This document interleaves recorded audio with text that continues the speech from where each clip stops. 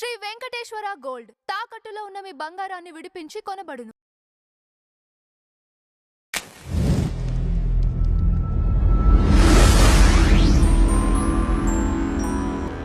Madam నమస్తే. నమస్తే అండి.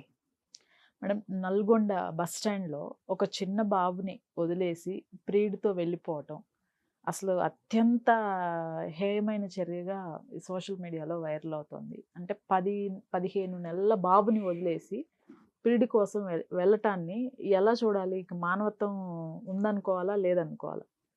ఇక్కడ మానవత్వం ఉందా లేదా ఇవి కాదు కానీ అసలు తల్లి అలా వదిలి ఎలా వెళ్ళగలదు? మనస్కరించింది ఆవిడకి ఎలాగా? అంటే ఆకర్షణ ఏంటిది? అంటే ఈ ఆకర్షణలు ఎంత దూరం వెళ్తున్నాయి? ఇంకొకటి కూడా చూసాం మనం. భర్తని చంపడానికి నలుగురిని నియమించింది, ఇద్దరికి గొడవలు అవుతుంటే బీర్ బాటిల్స్తో కొట్టి వాచ్పల్లిలో. హైదరాబాద్. కరెక్ట్. అంటే ఏంటి, చంపేయడమే పరిష్కారమా? ఇప్పుడు వీళ్ళు ఇంత సోషల్ మీడియా చూస్తున్నారండి, ఇంత టీవీలు చూస్తున్నారండి, వాళ్ళకి కొంచెం ఇది లేదా? ఎందుకంటే చంపేస్తే మనం జైలుకి వెళ్తాము, మనం మన పాటికి మనం బతకలేము, లేకపోతే మనకి నచ్చినట్టుగా ఎవరితోట వెళ్ళలేమనే జ్ఞానం ఉండట్లేదా? ఒకటి. రెండోది, ఇప్పుడు పెళ్ళైన స్త్రీని ఎవడైతే ఇష్టపడుతున్నాడో వాడు ఏమనుకుంటున్నాడు అసలు? అంటే నేనేమన్నా మగాడిని అనుకుంటాడా? అసలు మగాడంటే ఏంటి? లేదు, నన్ను ఈవిడ వలచింది కాబట్టి ఏంటండి ఇది? ఇన్స్టాగ్రామ్లో ఏంటి, ఓ పక్క 15 నెలల పిల్లాడు, వీళ్ళందరూ కూడా ఈ రీల్స్, ఇన్స్టాగ్రాములు, లేకపోతే ఫేస్బుక్లు, వీటిలలోనే కొట్టుకుంటూ ఉంటే ఇప్పుడు గొడవలు ఎందుకు రావు? ఇప్పుడు భర్తకి అసలు వండి పెట్టే ఆడవాళ్ళు ఎంతమంది ఉన్నారు, ఎంతమంది లేరు? అంటే భర్తకు వండి పెట్టాలండి, భార్య చెయ్యాలా అంటే అది కాదు అక్కడ. ఇప్పుడు భార్యాభర్తలు అన్నాక చేసుకుంటారు, అతను బయటకు వెళ్ళొస్తే ఇంట్లో పని చేయాలిగా మనం. అంతేగాని అదేదో నేను ఉద్ధరిస్తున్నాను, నేను మహిళా లోకానికి నేను ప్రతినిధిని అనుకుంటే కుదరదుగా. అన్నం రావాలిగా. అన్నం తింటేనే కదా ఈ బాడీ కాస్త సత్తు వచ్చి కొంచెం అందంగా కనిపిస్తాం. ఐ డోంట్ అండర్స్టాండ్ అండి. అంటే ఏంటి, దేనికి వెళ్తున్నారు? ఆ అట్రాక్షన్ ఏంటి? ఈ అట్రాక్షన్ ఎంతకాలం ఉంటుంది? ఇంకో జోక్ ఏంటి తెలుసా మీకు? ఇప్పుడు 15 నెలల పిల్లాడిని అక్కడ వదిలేసి ఆవిడ ప్రియుడు బండి మీద వస్తే వెళ్ళింది కదా, వాడికి ఇంతగా బండి వాడిది కాదు, ఆ బండి ఎవరిదో ఫ్రెండ్ది. ఆ ఫ్రెండ్ తీసుకుని వచ్చాడంటే వాడి స్థితి ఆలోచించండి ముందు. ఇక్కడ నీకు భర్తతో ఉన్నావు, పిల్లాడు ఉన్నాడు, నీకు సంఘంలో మంచి స్థానం ఉంది, మర్యాద ఉంది, నువ్వు వాడేవాడితోటి ఒక బండి కూడా లేదు వాడికి, వాడిని ప్రేమించానని వాడితో వెళ్ళి వాడు ఎంతకాలం నీతో ఉంటాడు? ఇప్పుడు నువ్వు వెళ్ళిపోయి ఏం చేస్తావు? మళ్ళీ పెళ్లి చేసుకోవాలన్నా వెంటనే కుదరదుగా, ఇక్కడ డైవోర్స్ ఇవ్వాలిగా. అంటే మీకు చట్టాలు వర్తించవా? ఒకటి. రెండోది, అతను నీతో ఎంతకాలం ఉంటాడు? ఆకర్షణ అయిపోయాక నిన్ను వదిలేస్తే నీ గతేంటి? ఇప్పుడు పోలీసులు పట్టుకున్నారు, ఆ పిల్లాడు మీరు చెప్పినట్టు ఏడుస్తూ ఉంటే, బికాస్ తల్లి వదిలేసి వెళ్ళిపోతే వాడు ఏంటి, చిన్న పిల్లాడు, వాడికి ఏం తెలుస్తుంది? ఆ తల్లి కోసం వెతుక్కుంటూ ఏడుస్తూ ఉంటే ఎవరో చూసి పోలీసులకు చెప్తే పోలీసులు వచ్చారు. ఇప్పుడు పోలీసులకు పని పాట లేదా అండి? వాళ్ళకి ఇలాంటి సమస్యలు ఎక్కువైపోతే అసలు భార్యలు ఎలా తయారయ్యారు? అసలు హనీమూన్ అంటే భయపడే స్టేజ్కి భర్తలు వచ్చారు, తర్వాత ఎక్కడికైనా తీసుకెళ్లాలంటే భయపడే స్టేజ్కి వచ్చారు. మొన్న ఒక అమ్మాయి అక్కడెక్కడో వాళ్ళు వెళ్తూ ఉంటే అది చూడాలి, ఆ నీళ్లు రాయచూర్ దగ్గర వాడిని తోసేసింది. ఓకే, అమ్మాయికి ఇష్టం లేని పెళ్లి చేశారు, అది వేరు. కానీ తోసేసి ఇప్పుడు ఆ పిల్ల అతన్ని పోక్సో చట్టం కింద అరెస్ట్ చేయించింది. కానీ ఈ పిల్ల పరిస్థితి ఏంటి?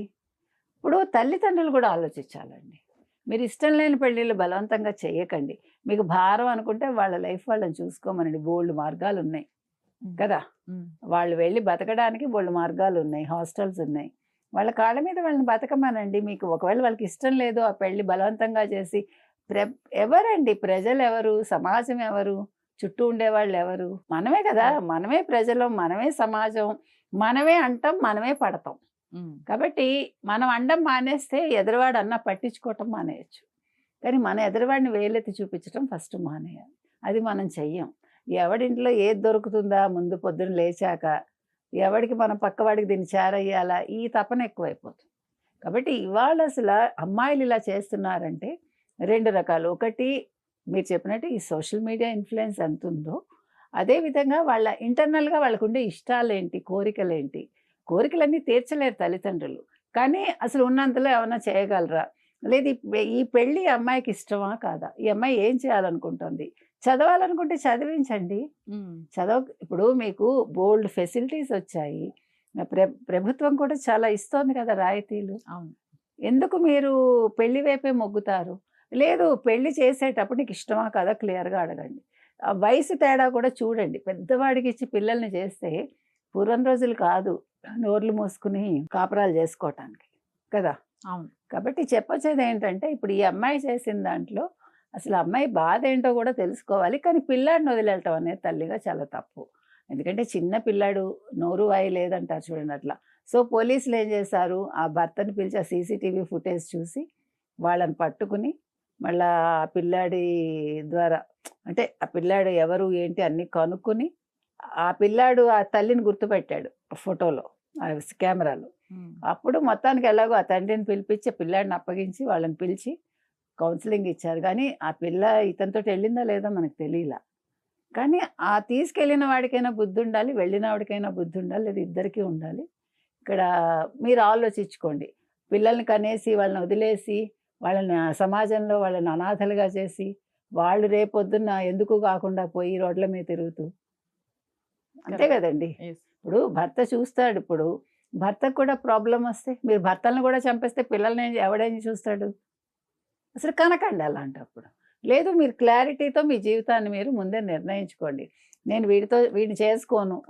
ఇప్పుడు ఇప్పుడు చంపడం దాకా వచ్చేవాళ్ళు, లేదు ఇలా పారిపోదాం అనుకునేవాళ్ళు అప్పుడే పారిపోండి. అప్పుడే మీరు ఆ ధైర్యం చేయండి.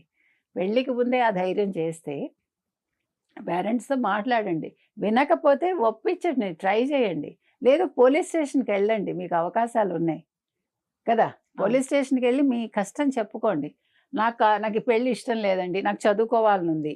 లేదు నాకు ఇక్కడికెళ్ళి జాబ్ చేయాలనుంది. లేదు నాకు ఎవరినో నేను ఇష్టపడుతున్నాను.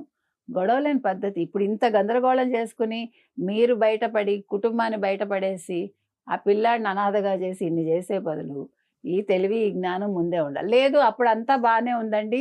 నాకిప్పుడు వాడు నచ్చాడు అంటే, మీ భర్తను ఒప్పించాల్సింది. ఎందుకు దొంగతనంగా పారిపోవడం? వాడినెక్కడో వదిలేసి ఆ పిల్లాడిని ఇప్పుడు నలుగురికి తెలిసింది గదా! మొన్న వాడెవడో నీ ప్రియుడితో వెళ్ళిపో అని చెప్పి పంపించేశాడు గుర్తుందా? అవును. పెళ్ళిళ్ళు కూడా చేస్తున్నారు గదా! పెళ్ళిళ్ళు వాళ్ళు. గూడా ఎందుకంటే వాడు సేఫ్ సైడ్ వాడు చాలా తెలివిగా చేశాడు. కామెంట్స్ వేరే వచ్చాయి. హ్మ్. అంటే బలైపోకుండా వాడు హ్మ్. తెలివిగా చేశాడు. మళ్ళా ఇంకో హత్య జరగకుండాను వాడు మంచి పని చేశాడని. హ్మ్. అది పెళ్ళికి ముందు ఎవరినో ప్రేమించిన ఆ ప్రియుడితో పంపించేశాడు. వీడి దగ్గరుండి తాళి కట్టించాడు.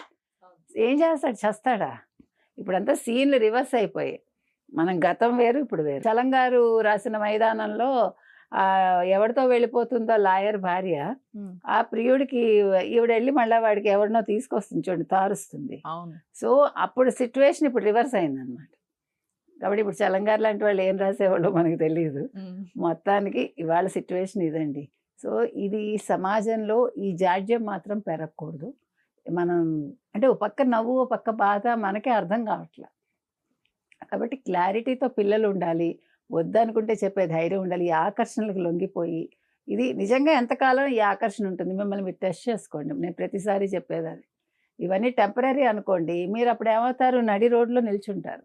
హ్మ్. అంతే కదా! క్రాస్ రోడ్స్‌లో నిల్చుని ఇప్పుడు ఆ ప్రియుడు ఉండడు, ఈ భర్త ఉండడు, పిల్లలు ఉండరు, తల్లిదండ్రులు ఉండరు, అత్తమామలు అసలు ఉండరు. సో, 4 పక్కల ఎవరు ఉండనప్పుడు మన పరిస్థితి ఏంటి? ఆ లోన్లీనెస్ మనం భరించగలమా? నెక్స్ట్ నా స్టెప్ ఏంటి?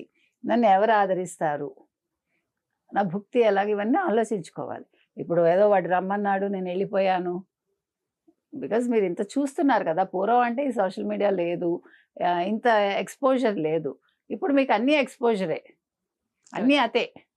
కాబట్టి ఇప్పుడు మీరు వెళ్ళే ముందు ఒక్కసారి అడుగు బయటకు పెట్టే ముందు 1కి 10 సార్లు ఆలోచించుకోమని మనం చెప్తాం.